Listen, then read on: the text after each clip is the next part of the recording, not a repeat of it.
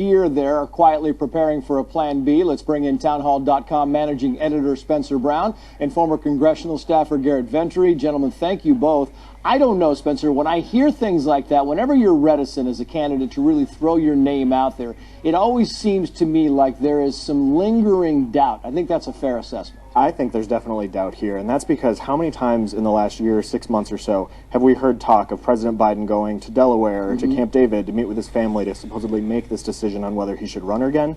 And he just has never come back from one of those trips saying, okay, I am running or I'm not running. And that just hints that he's not confident, maybe his family isn't confident, maybe his advisors are saying, as we see now in this Politico report, this might not happen. Yeah, and Garrett, you know, the thing is, you always notice that somebody might be tipping the media, right? Politico had this thing which reads in part, quoting here, Politico, quote, Biden may not run and top Dems are quietly preparing, while the belief among nearly everyone in Biden's orbit is that he'll ultimately give the all clear. His indecision has resulted in an awkward deep freeze across the party, and that deep freeze includes the donors and, as we put the picture on the list, other potential political candidates who might want to run. Well, I don't think it's all that surprising that there's these conversations happening in Biden world, also that Dems would be lining up if these conversations are happening. I think ultimately what's happening here is Democrats have a tough path in 2024. Biden's approval ratings, they've hovered at high 30s, low 40s. That's a disaster for electoral success, obviously.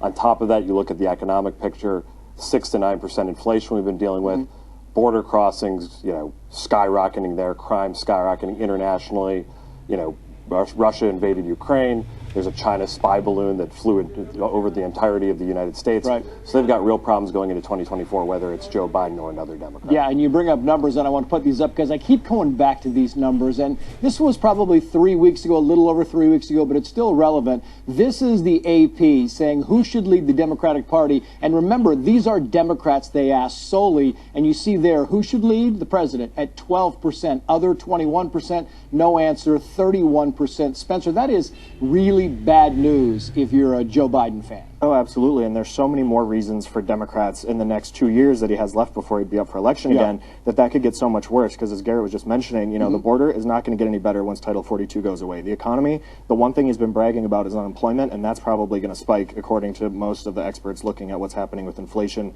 and these interest rate hikes. So that's going to get worse. Internationally, you have China and Russia and Iran and everybody over there creating this new axis of evil.